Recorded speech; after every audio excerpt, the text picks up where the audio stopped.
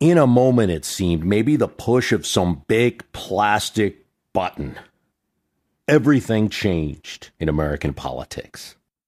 Ronald Reagan is determined to put killer weapons in space. The Soviets will have to match us, and the arms race will rage out of control. There's a bear in the woods. For some people, the bear is easy to see. Others don't see it at all. Orbiting, aiming, waiting. Some people say the bear is tame. Others say it's vicious and dangerous.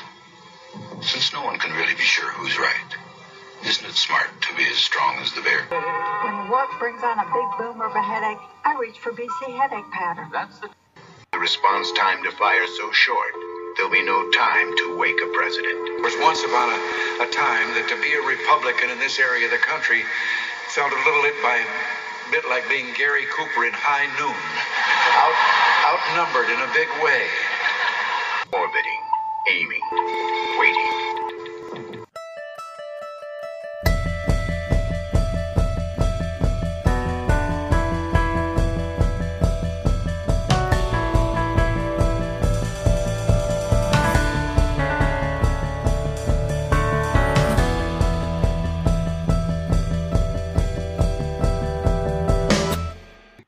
A new president, totally different ideas, new faces, new policies, new words even, a new approach to the press. The sour old men, as the Secretary of State called them at the time. The Democratic incumbent had been leading, or at least tying in the polls for much of the election year. After all, the Republican candidate was so unconventional, so upsetting to many in his own party for his rightward visions on women's rights and a big stick notion of foreign policy. So outside the mainstream, even GOP state chairmen, a majority of them, found him too simplistic. One magazine called him the candidate from Disneyland. Democrats said he was in over his head. GOP operatives worried that his supporters, a mix of Democrats and Republicans, were polling as not really loyal to either party. But he loved that. He lashed out at the buddy system, the bureaucracy, the lobbyists, the Congress that caused all our problems. Following the advice of his campaign manager, don't get drawn into a numbers game, and his pollster, don't get into a debate about your use of facts. Americans don't care about that. They want an authority figure. Confirming this, perhaps, Time magazine, with a colorful drawing of the American voter's mind on its cover, said, the best way to describe politics in America was fragmentation, decentralization, and disarray. The party bosses are gone, and there's nothing to replace them. And polls, a majority of voters felt that we were better off in the old days. 71% of them felt the things that their parents stood for were going away before their very eyes. 2/3 said that they hated today's fast pace. And so it was in 1980. Democrats were fighting among themselves a bitter primary, not just the discussion of issues, how much money to fund healthcare and education, but a bitter fight for the soul of the party. Kennedy versus Carter. The convention was bitter, the tension palpable. Both sides knew that if the other won, they'd lose the election. But now in the general election of 1980, unity meetings were being held. Vice President Walter Mondale was meeting up with Ted Kennedy and friends, and all expectations were that that Democratic coalition would hold in November, especially since the Republican candidate was not equipped to be president.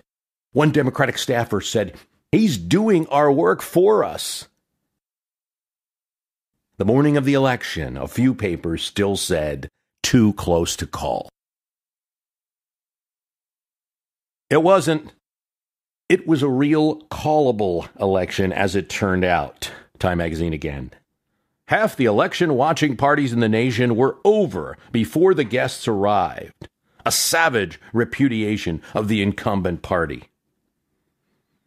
"It's unbelievable. It's a revolution," said a staffer in Ted Kennedy's office. "It's a total reversal. Change is going to be drastic, said one in a moderate GOP senator's office. Call them proto-snowflakes? The upending, not just an election, but in the grammar, the syntax of politics, the rules of what you could do and not do, what you could say and not say. The president, not a believer in traditional media, a reader of right-wing news magazines like Human Events and religious TV shows like the 700 Club, a radio talk show host himself in the 30s, and then again in the 1970s. One who worked with people like Schlafly and Helms on the right side of the GOP party. Others might call them the fringe at this time, changing the conversation. The greatest evil is not done now in those sordid dens of crime that Dickens loved to paint. It is not even done in concentration camps and labor camps. In those, we see its final result. But it is conceived and ordered, moved, seconded, carried, and minuted in clear, carpeted, warmed, and well-lighted offices by quiet men with white collars and cut fingernails and smooth-shaven cheeks who do not need to raise their voice. Changing the conversation about the two main superpowers in the world, the U.S. and the USSR, or Russia, as we probably would have said it then, always a rival, sometimes an aggressor, sometimes a bad player, worthy of condemnation on the world stage and by the American president, but now was an enemy and eventually would become an evil empire. So in your discussions of the nuclear freeze proposals, I urge you to beware the temptation of pride, the temptation of blithely declaring yourselves above it all, and label both sides equally at fault, to ignore the facts of history and the aggressive impulses of an evil empire, to simply call the arms race a giant misunderstanding, and thereby remove yourself from the struggle between right and wrong and good and evil. Big stick, tough talk, holding a firm line. The things you heard were just different than you would have heard before. Our weakness seduced the Soviets. France is subversive. Détente was a perilous extreme of complete relaxation. Nuclear superiority means you have to convince them you're willing to use it. Ignore the pacifists. There's only one military-industrial complex, and it's in Moscow. On the domestic front, contraception should not be the first line of defense against teen pregnancies. A call for a sagebrush rebellion to take federal land back and give it to the states. The Peace Corps, was hinted, might be converted to a quasi-intelligence service in third world countries where it operates. The director saying, "Some liberals may not like me." These are the kind of comments coming from the president, secretaries, undersecretaries.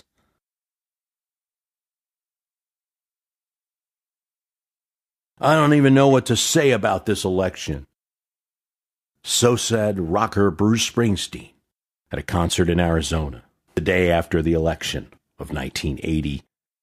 His next album would be a bitter, desaturated trip telling a series of depressing American stories. One about a serial killer, another about a kid whose family can't afford a new car. One called Born in the USA about a vet who bemoans his treatment. He removes it from the album and saves it for later. But it wasn't just the boss who felt the change. The nation felt the change. Vivid, high contrast, personal. Nations on the map at this time colored in bright red to denote that they were the opponents, with missiles aimed at, it seemed, every American town and city. Not just a problem for the nation, not just something that you saw on the TV that might be very bad politics, but a problem for you. Your own destruction tied to politics. And our president, who spoke of what might have been a strategic competitor, rivals, bad players perhaps, were now called out in Pentecostal language. Evil, immoral, push for a large increase in military spending to combat it. A Congress eager to please the election victor. Few remaining Democrats, afraid about the 1982 election. Speaker Tip O'Neill and others heckled at airports by supporters of the new president. A Secretary of State authoritarian, even Nixonian, by some accounts, drastically firm on diplomatic communications, smashmouth, superpower relations. A UN ambassador considering herself to be in the Alamo in the UN, fighting off the world. A budget director armed with a heartless calculator, big binders, and big lens glasses, who had a memory of thousands of federal budget programs and line items and wanted to cut everything he could, including his own sister's job. An Interior Secretary determined to develop public lands. An EPA administrator, name of Gorsuch, who laid off 30% of the staff and cut a quarter of the budget. A tough-talking national security advisor in cowboy boots. A president, it seemed, making constant trips to the Western White House, away from Washington, D.C., to sign bills with hills in the background.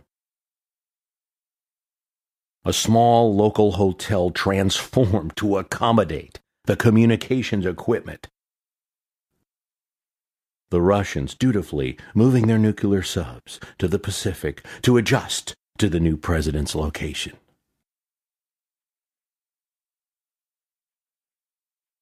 As of now, I am in control here in the White House, pending return of the Vice President, and in close touch with him. If something came up, I would check with him, of course. I'm in control here. It doesn't matter how much you study Al Haig, and it's probably not a lot if you're like most people, the Secretary of State from 1981 to 1982.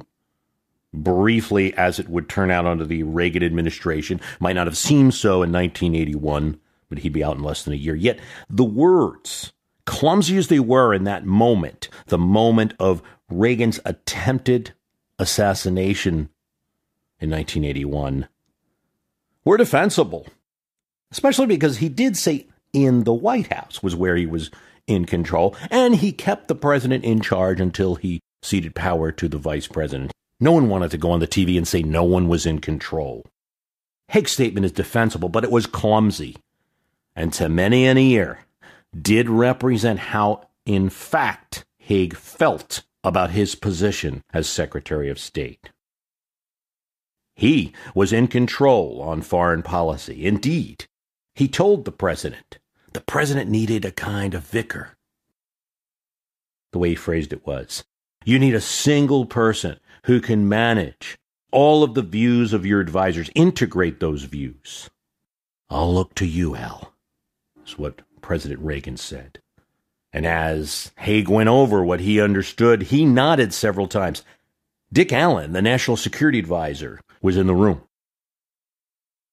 And he noted that while Reagan nodded, Reagan often did this as an indication that he has heard you. It was not agreement at all. But Haig took it as such. He considered himself not just Secretary of State representing the United States, but in charge of foreign policy. He pushed for a much tighter relationship with the State of Israel than we had had, moving from alliance to strategic partnership. And in doing so, may have paved the way for their actions in the Golan Heights and in Lebanon. In Lebanon in particular, Haig told the nation that if you move alone, but he didn't condemn the action or express that Americans would try to stop it. This was a bit farther than Reagan likely would have wanted. And according to Israeli sources, it gave them a green light in what they wanted to do. He pushed an ultra-hard line in diplomacy with the Soviets.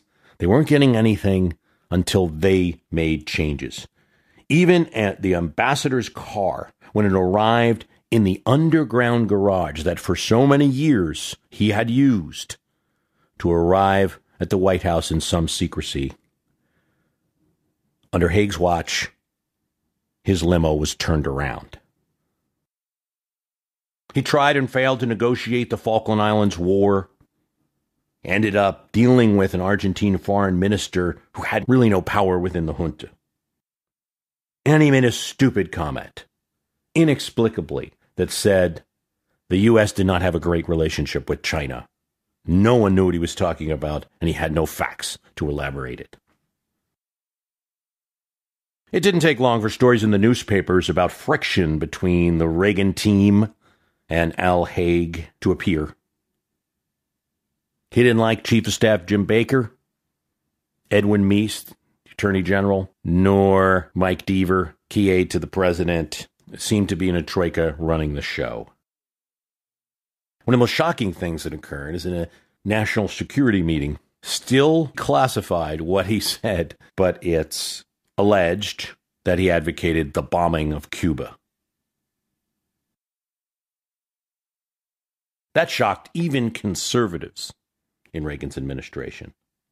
And so the first face of the Reagan administration on foreign policy in those beginning months, a choice now known years later that was made to placate Nixon, who is still involved in an advisory level with Republican presidents, who is calling Reagan, he calling him back. Haig was gone in little more than a year. Haig's short stint reminds us that the early years of the Reagan administration was kind of a spinning wheel, leaking staffers, frantic meetings, mixed messages, early wins in Congress, and then some losses and a lot of friction between camps in the White House. Unauthorized disclosures may have aided Haig's downfall, probably did. And it might have been thought that in this new type of White House, leaks, unauthorized disclosure just seems so establishment. The traditional passing of information from suited officials to the journalists, perhaps over a little bourbon, would never happen with such a tight ship. But it happened. To the extent Reagan would soon decry publicly about the unauthorized disclosures of national security material that has become a major problem in the U.S. government. Leaks, what to do about them. And so Reagan decided to get ahead of it, to implement a polygraph testing for all on his team who had access to such information.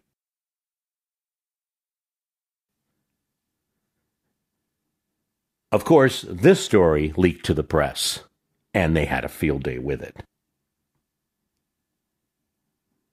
The polygraph policy didn't last very long. After Reagan's chief of staff, James Baker, found out about it, he had been leaving the White House, rushed back to the White House, found Reagan eating with Secretary of State George Shultz, Haig's replacement.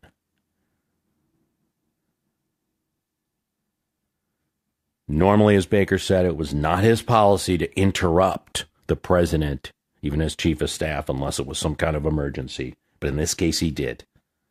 He said, Mr. President, this is a bad policy, and if you do so, I won't be able to continue in my position. Secretary of State Shultz immediately concurred and said the same thing. You'll have to find yourself a new Secretary of State. I'm not going to submit to a polygraph test. The policy was abandoned.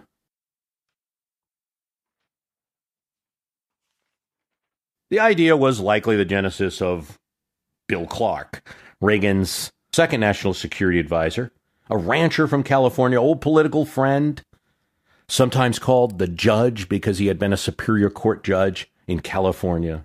Clark, writing in his memoirs, said later that he knew the leaks were going on. He suspected James Baker was behind them. The purpose of those leaks was to control the president and to get the president to abandon a policy by suffering embarrassment in the press, thus controlling the president.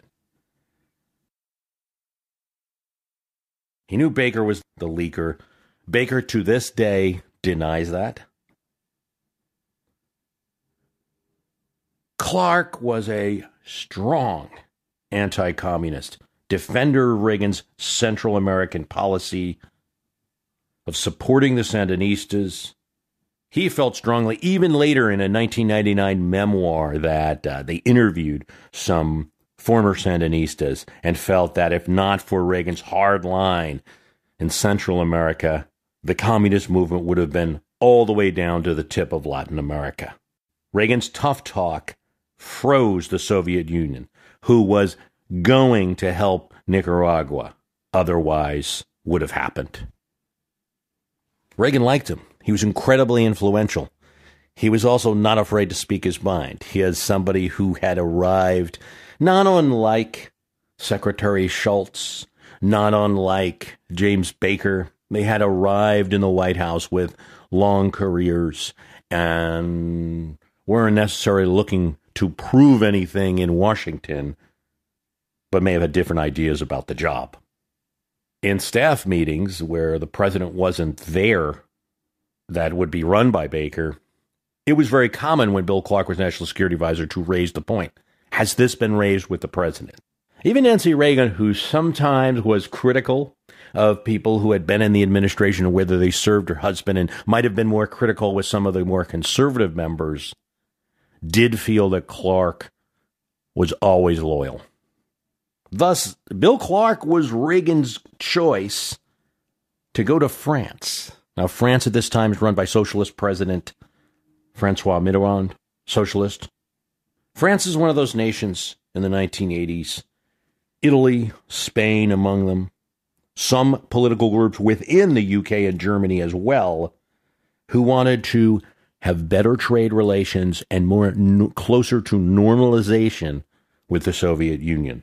Look, at that time, the thinking was, they've been around this long, we got to deal with them. It does us no good to just mount up for war all the time.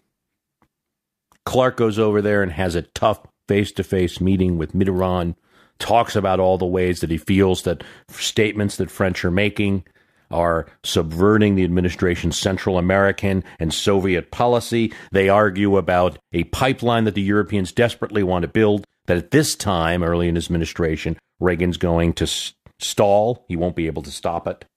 That will flow oil from the Soviet Union into Europe, oil that they desperately want, and that the Soviets desperately want to sell them.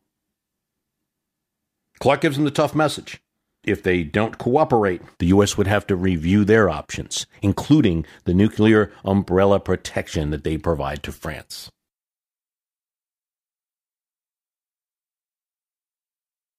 Clark gets interesting because his brief career is interrupted because he has to clean up a situation in the Interior Department when James Watt, who by the mid of the first term, it's very obvious that polls are showing he's going to be a liability to the administration going into re-election, ends up making a joke that, as difficult as it is to believe, offends blacks, women, and the disabled in one sentence. Clark leaves this national security job, but McFarlane takes over. But Clark's influence is still there. He's still someone Reagan trusts. He's likely to have had an influence in something we'll talk about later. Meanwhile, at the UN, Jean Kirkpatrick was in the seat as ambassador.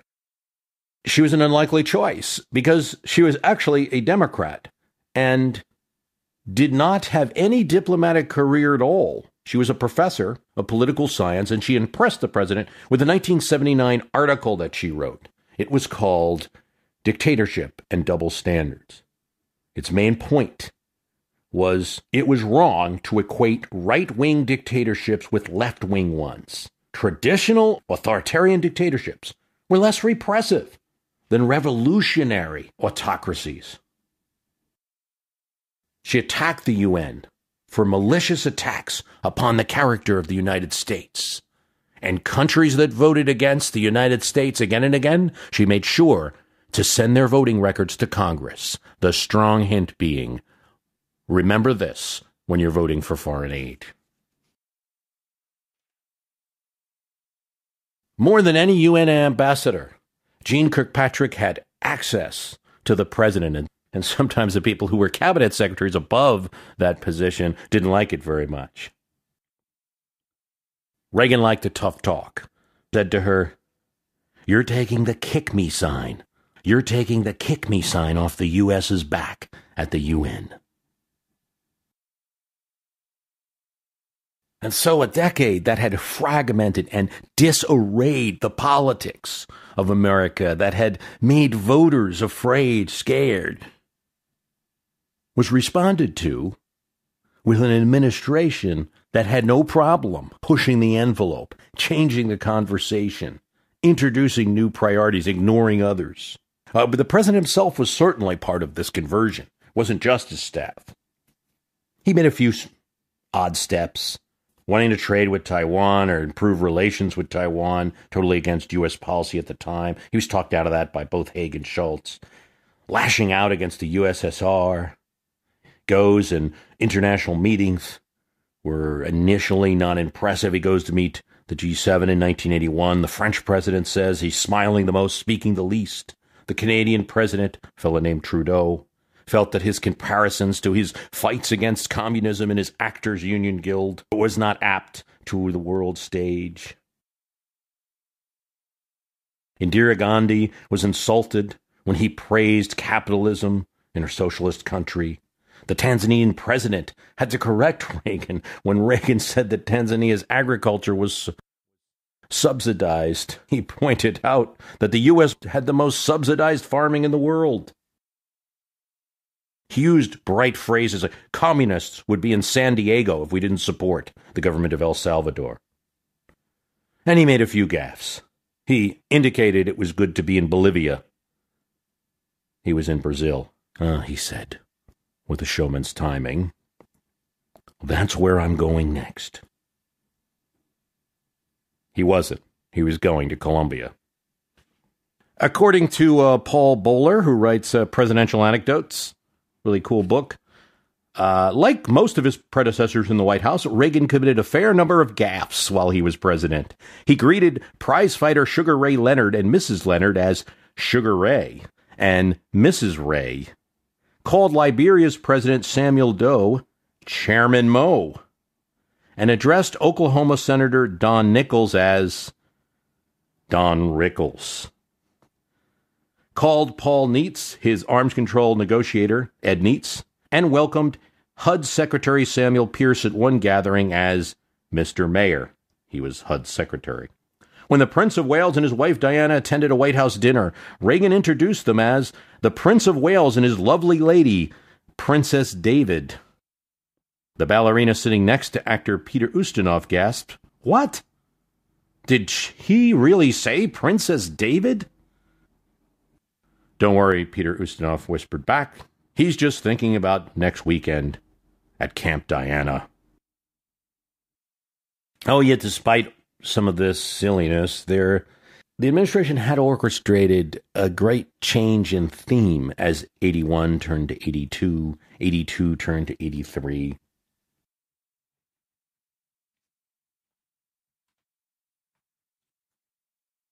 And you could probably tell this is a dual program here. This is one of the episodes of A Dozen Ronald Reagans, a series that I started in January of last year, of 2016, and it's taken a lot longer. It's a big subject.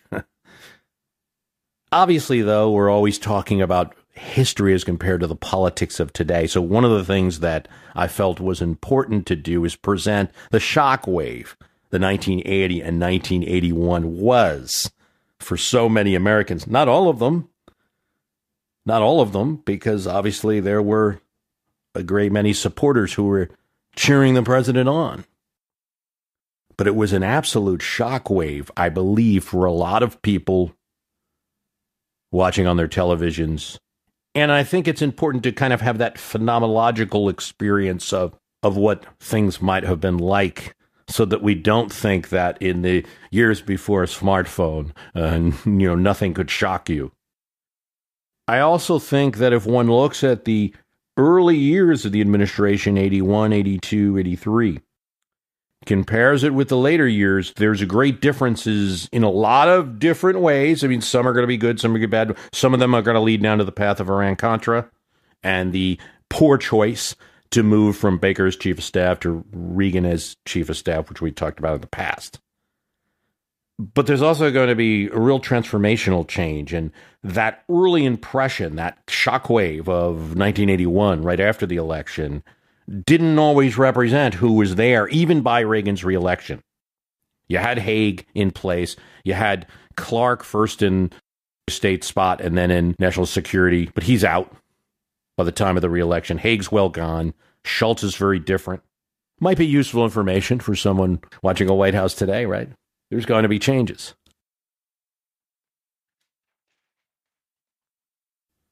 And it's worthwhile to look at first what's happening in the Soviet Union. And of course, an examination of Reagan's first term is difficult because some of the Soviet Union's leaders are dying during his term. There's literally 3 of them that die. Brezhnev, who had been leader since 1968, then Andropov, and then Chernenko. So in the space of 4 years, he has 3 different leaders to contend with. And he's not going to get Gorbachev until after his second term. Unless there's some kind of secret spy mission that we're not aware of that Reagan pulled off, that's not something in his zone of control. And so there is a point to make here. If Reagan had been merely a one-term president, if he was out in 1984, he would not have any impact on the Cold War whatsoever and would not have moved anyone on the Soviet side, and there would have been no discussions between him or a member of the Soviet leadership. So I think it's useful in evaluating Reagan's role in the Cold War, something we're going to talk about more in the next episode. It's useful to look at the Soviet reaction to some of his policies, and it's mixed. But always there's statements in reaction to the harsh talk that's coming from the White House. There are statements that he's trying to disarm the Soviet Union to get us to drop our nuclear weapons in the face of this huge U.S. arsenal. Others is that, and this is an attempt to appeal to some of the non-aligned nations of the world, some of the European nations that had socialist governments. Reagan's trying to equate communism and socialism and ban socialism as well. This particularly happens after Reagan's speech in Florida, where he equates the Soviet Union with the evil empire. So it shouldn't be seen that Reagan's making the increases in spending, new missiles, and is engaging in this harsh talk, or that Haig is turning the limo around and the Soviets responding with, "Oh my God, we were wrong, we're going to stop." Reagan also makes some other outreaches, some that were not known at the time. Like he writes a letter to Brezhnev. He ends up writing a letter to Andropov, too. Both of these letters are not very well received. So even that kind of backdoor policy that he attempts, that personal negotiation, part of it is, we get it, he didn't find his man yet in Gorbachev. But the initial approaches of this early administration are not yet working. It's not the complete story, obviously, of Reagan in the Cold War, because he's going to have a very productive second term, which we'll discuss in the next episode. But I think it's something that's important to consider. Very often in history, we only consider the end. If he didn't get another 4 years, this could have just been a 4-year flash in the pan and an experiment with kind of smash-mouth superpower rhetoric that went nowhere. What the president proposed this evening could lead to one of the most radical turnabouts of our time in strategic nuclear policy, and we will spend most of this broadcast trying to put that extraordinary proposal into some kind of perspective. Martin Anderson, Domestic Affairs Director in the White House, remembered visiting NORAD with then-Governor Reagan in 1979. When he asked Air Force General James Hill, what could NORAD do in the case of a missile attack? Hill responded, NORAD could track a missile 10 to 15 minutes before it's hit and warn civil authorities there. That's it. Reagan said to Anderson later, we've spent all that money and all that equipment, and there's nothing we can do to keep a nuclear missile from hitting us. Indeed, it wasn't a new statement. He had said the same to campaign aide Stu Spencer in 1980. He said similar things on Pat Robertson's religious TV show when he said we might be the generation that could see Armageddon. We talked about it, episode 5 of Dozen Ronald Reagans, how at this 1976 GOP convention, he gets an opportunity to give a rousing speech, maybe attack the Democrats, to support the Ford campaign. And he talks about the elimination of nuclear weapons at a GOP convention. So the signs were all there, perhaps, that one should have expected something, and probably in Reagan's very first term. In fact, the 1980 platform calls for something strange that probably wasn't noticed: a defense system against nuclear missiles in the 1980 GOP platform. So it could be said Reagan was just acting to fulfill his political promise when he pursued the issue in meetings with national security advisors and the Joint Chiefs. No advisor ever gave him the indication that any defensive missile system was available at present time. There were theoretical premises, papers written about lasers shooting down missiles, things like that, always with big problems in terms of accuracy, in terms of the technology not even being available. It was theoretical, because all of it was based on assumptions that new technologies would be invented that weren't there yet.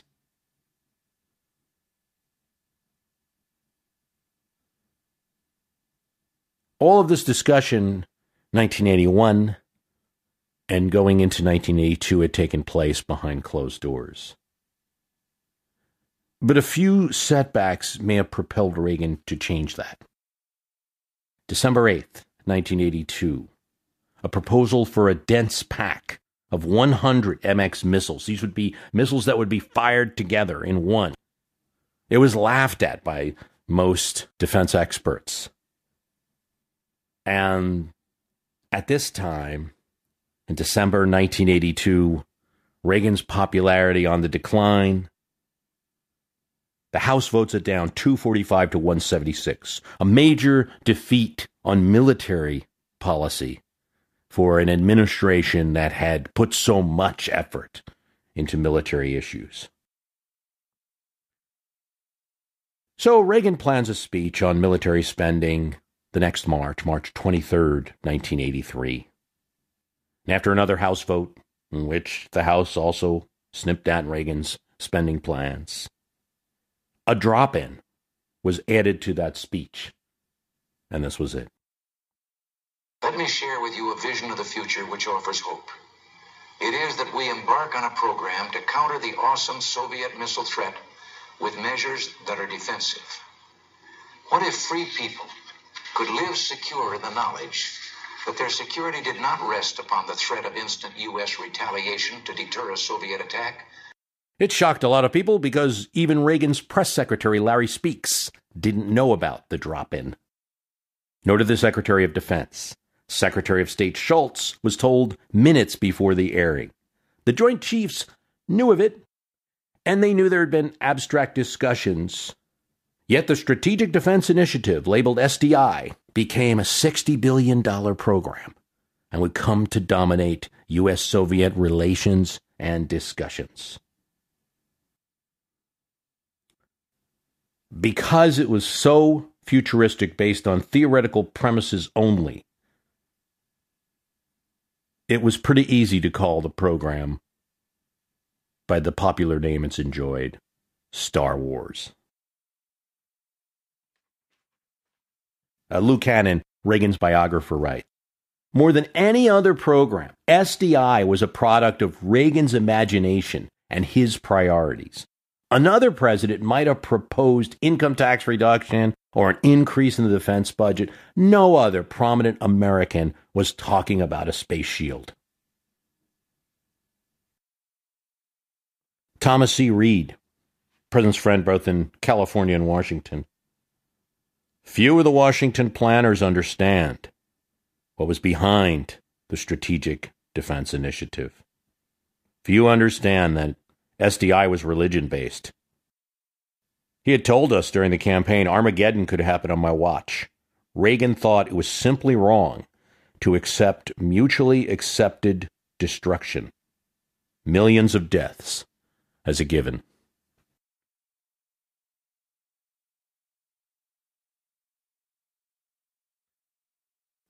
This concludes episode 9 of A Dozen Ronald Reagan. This is kind of an unplanned episode, but I think it's the Trump presidency and just having an election in 2016 at all. It threw off the timing a little of this Dozen Ronald Reagan series. The good news is I think I'll actually get to a dozen episodes of A Dozen Ronald Reagans, because we're going to do Cold War in episode 10.